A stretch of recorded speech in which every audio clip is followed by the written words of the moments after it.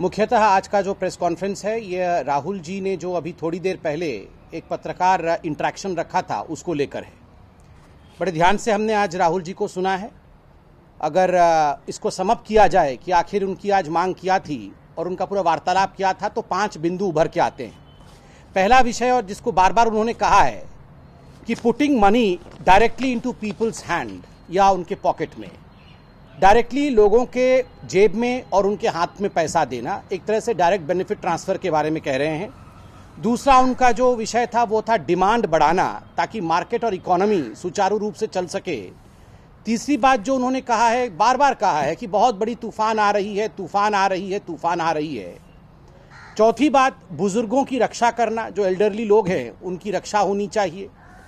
और आखिरी बात जो उन्होंने कहा है कि बड़े ध्यान के साथ, बहुत सतर्कता के साथ ये जो लॉकडाउन हुआ है, जिसके विषय में उन्होंने बहुत सारे संशय भी रखे कि पता नहीं ये लॉकडाउन ठीक हुआ कि नहीं हुआ, इस लॉकडाउन को ध्यान के साथ अनलॉक करना या भविष्य की रणनीति को तय करना, इन 5 विषय पर हम लोग इंटरेक्ट करना चाहेंगे आपसे और विषय को रखना चाहेंगे। नंबर 1, जहाँ तक राहुल जी का ये बार बार कहना है और कई बार उन्होंने रिपीट किया कि भारतीय जनता के हाथ में पैसा भेजना चाहिए, ये जो पैसा है ये गरीबों के हाथ में जाना चाहिए। मैं बड़े सम्मान के साथ राहुल जी को कहना चाहूँगा कि राहुल जी, जो काम 70 वर्षों में कांग्रेस पार्टी से नहीं हो पाया, वह काम मात्र 6 वर्षों में मोदी जी ने करके दिखाया है। याद कीजिए, आपके पूज्य पिताश्री, भारत के पूर्व प्रधानमंत्री श्री राजीव गांधी जी कहते थे कि मैं केंद्र से 100 पैसे भेजता हूँ, 1 रुपया भेजता हूँ, मगर जो गरीब के हाथ तक पहुंचती है वो मात्र 15 पैसे होते हैं, बाकी 85 पैसे रास्ते में बिचौलियों के कारण गुम हो जाता है। जो ब्रोकर्स होते हैं, जो दलाल होते हैं, वो रास्ते में कहीं ना कहीं पैसा मार जाते थे। आज बड़े ही खुशी से हम कह सकते हैं कि जो जैम ट्रिनिटी जो प्रधानमंत्री नरेंद्र मोदी 2014 में एक रिफॉर्म के रूप में लेकर आए, जिसके माध्यम से डीबीटी स्थापित हुआ, डायरेक्ट बेनिफिट ट्रांसफ़र स्थापित हुआ, करोड़ों लोगों के खाते तक पैसा पहुंचा है। आश्चर्य की बात है और ये खुशी की भी बात है कि जो लोग वर्षों तक आधार के खिलाफ और जाम ट्रिनिटी के खिलाफ बोलते थे, जनधन अकाउंट और मोबाइल के खिलाफ बोलते थे, आधार और मोबाइल के खिलाफ, आज वो लोग डायरेक्ट बेनिफिट ट्रांसफ़र और जाम के पक्ष में बोल रहे हैं। ये अपने आप में एक अच्छी बात है। It's a welcome change. मैं आपको बताना चाहूँगा राहुल जी कि किस प्रकार पैसा वाकई लोगों के हाथ तक पहुंचा है। देखिए, महिला जनधन खाता धारक पहले किस्त में 20.05 करोड़ महिलाओं तक 10,025 करोड़ 10,025 करोड़ रुपीस ये डायरेक्टली महिलाओं के खाता तक पहुंचा है। और दूसरी किस्त में लगभग 6 करोड़ महिलाओं के खाते में 27,085 करोड़ रुपए 27,785 crore rupees this has gone to their account in the second instalment. ठीक उसी प्रकार वृद्ध, विधवा और दिव्यांगों को और वरिष्ठ नागरिकों की भी चिंता की गई है और जो लाभार्थियों की संख्या है वो लगभग 3 करोड़ की है और 1405 करोड़ रुपए वृद्ध, विधवा, दिव्यांग और वरिष्ठ नागरिकों के खातों तक पहुंचा है। किसानों और पीएम किसान योजना के तहत जो पहली किस्त गई है उसमें लगभग 8.19 करोड़ किसान लाभार्थी रहे हैं और 16,394 करोड़ रुपया उनके अकाउंट में गया है। 16,394 crore rupees has gone into the account of approximately 8.19 crore kisan, that is farmers, to the PM किसान योजना ड्यूरिंग द लॉकडाउन फेज। निर्माण श्रमिकों के लिए लगभग 3,493 करोड़ रुपीस उनके अकाउंट में डायरेक्टली गया है और लगभग 2.5 करोड़ ऐसे निर्माण श्रमिक हैं जिनको इससे बेनिफिट मिला है। EPFO में भी जो 24% का योगदान रहा है वो 45 लाख लोगों तक पहली किस्त में गया था, जिसमें लगभग 700 करोड़ रुपए उनके अकाउंट में, उनके हाथ में डायरेक्टली गया है। तो कुल मिला के जो ये कुछ दिनों पहले सरकार ने रिलीज़ किया था, आप उसमें देख सकते हैं कि लगभग 39.28 करोड़ लोगों के खाते में 34,800 करोड़ रुपीस आ चुका है। इसके बाद भी और पैसे गए हैं भारत सरकार यथाशीघ्र इसको भी अपडेट करेगी। तो एक वेलकम चेंज, एक स्वागत योग्य कदम जो भारत की सरकार ने मोदी जी के प्रधानमंत्री बनने के बाद जो हमने देखा है, वह खाता धारकों तक, गरीब जनता तक, उनके जेब तक किस प्रकार डायरेक्टली पैसा जाता है, यह मोदी जी की सरकार ने करके दिखाया है। और इस त्रासदी के काल में, इस संक्रमण काल में सभी के हाथ में, जो गरीब है उसके हाथ में पैसा पहुंचा है, उसके हाथ में 3 सिलेंडर पहुंचा है, लगभग 40 करोड़ से अधिक जनता तक 3 महीने की राशन, और अब जो नई अनाउंसमेंट हुई है उसके अंतर्गत 2 महीने की राशन भी पहुंच रही है। One nation one ration card, इस विषय पर कल निर्मला सीतारमण जी ने हम सबको संबोधित भी किया था। चाहे रेशन हो चाहे पैसा हो, ये बिल्कुल डायरेक्टली लोगों के हाथ तक पहुंच रहा है, गरीब जनता के हाथ तक पहुंच रहा है। तो राहुल जी, इस विषय में आपको पता लगाना चाहिए। दूसरी बात, देखिए, आपको समझना होगा, जब भी कोई त्रासदी होती है तो उसका अगर एक भविष्य में प्रिपरेशन करना होता है तो 2 पक्षों को रखना है।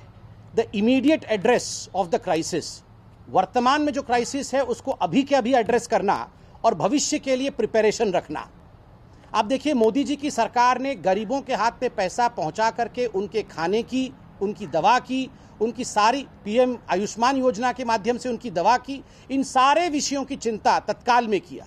भविष्य में इनकी नौकरी बनी रहे, इसके कारण थ्रू रिफॉर्म्स, बहुत सारे रिफॉर्म्स लाके और एक 20 लाख करोड़ रुपए के पैकेज के माध्यम से जिन स्थानों में ये गरीब मजदूर काम करते थे, चाहे वो एमएसएमई का क्षेत्र हो, चाहे वो कंस्ट्रक्शन का क्षेत्र हो, चाहे वो रियल एस्टेट का क्षेत्र हो, इन सारे जो क्षेत्र हैं इनको सबल बनाया है, इनको दृढ़ बनाया है।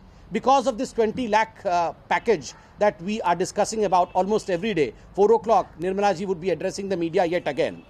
तो ये एक बहुत वृहद प्लान है मोदी जी का, दूरदर्शिता के साथ वर्तमान में भी एड्रेस करता है प्रॉब्लम को, और भविष्य में भी ये तूफान ना आ सके, इसके लिए तूफान को रोकने की पूरी प्रबंध मोदी जी की सरकार ने की है। जहां तक डिमांड बढ़ाने की बात है, डिमांड कैसे बढ़ता है? डिमांड बढ़ाने के लिए जिन क्षेत्रों में मजदूर काम करते थे उन क्षेत्रों को वायबल रखना, उन क्षेत्रों में पैसा पंप करना ताकि कंस्ट्रक्शन की एक्टिविटी बंद ना हो जाए, ताकि रियल एस्टेट की एक्टिविटी बंद ना हो जाए, ताकि लोगों के ईपीएफ के माध्यम से जो एक्स्ट्रा पैसा लोगों के पास व्यय करने के लिए आता है, चाहे वो जनधन के माध्यम से जो पैसा लोगों तक पहुंचा है, इस माध्यम से डिमांड के साइकिल को जीवित रखना, रूरल इंफ्रास्ट्रक्चर को पुश करके डिमांड को आगे बढ़ाना है। यह सारी चिंता नरेंद्र मोदी जी की सरकार ने बखूबी की है। एग्रीकल्चरल रिफॉर्म के बारे में भी कल बात की गई है कि भविष्य में किस प्रकार उत्पादन को लेकर एक नूतनता देखने को मिलेगा। बहुत सारे अमेंडमेंट्स, चाहे वो अमेंडमेंट मंडी एक्ट में हुई हो, चाहे बाकी प्रावधानों में हुई हो, इन अमेंडमेंट को लेकर किसानों के जीवन को सुधारने की बात भी की गई है।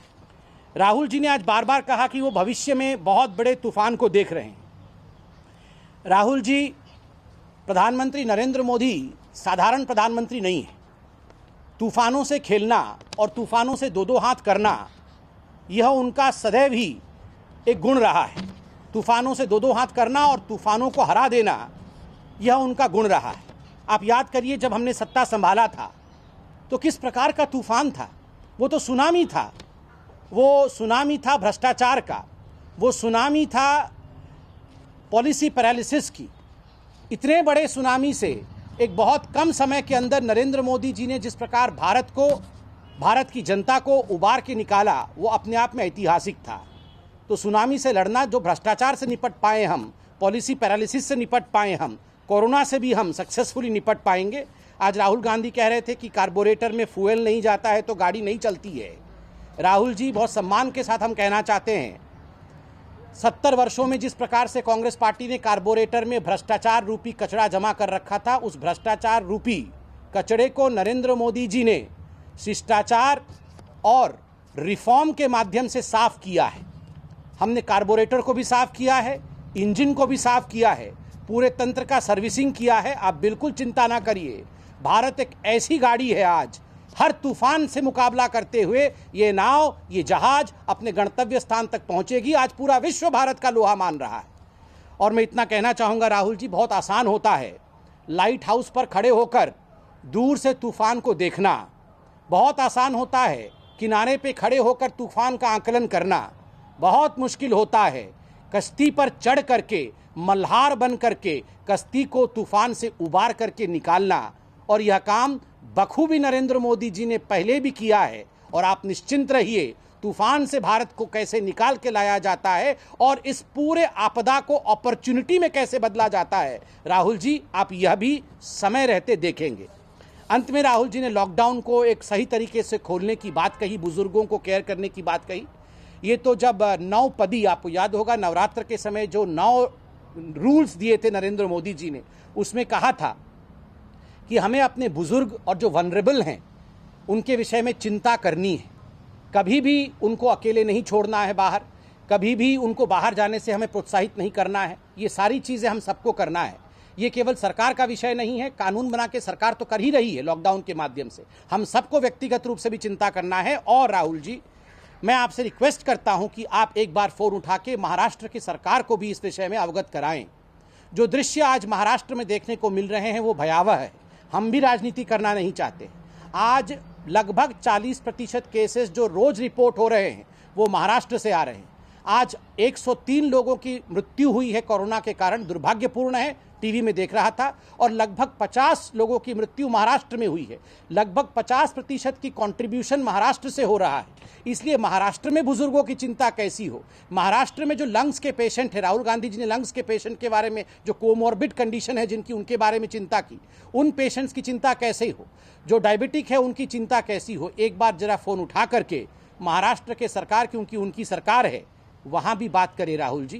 कहना बहुत आसान होता है, करना बहुत मुश्किल होता है, किंतु हमारे लिए ये बहुत अच्छी बात है कि इस विपत्ति काल में भारत में एक डिटरमाइंड और डेडिकेटेड प्रधानमंत्री हैं जो केवल कहते नहीं हैं, वो करके दिखाते हैं और भारत को इस परिस्थिति से वो उबार के लेके आएंगे। और ये हमने एक साइंटिफिक टेम्परामेंट के साथ लॉकडाउन के समय देखा भी है। बहुत बहुत धन्यवाद मित्रों, आप सब सुरक्षित रहें, देश सुरक्षित रहे और हम कोरोना काल में कोरोना को हरा करके भारतवर्ष निकल कर आए, इसी स्वेच्छा के साथ बहुत बहुत धन्यवाद।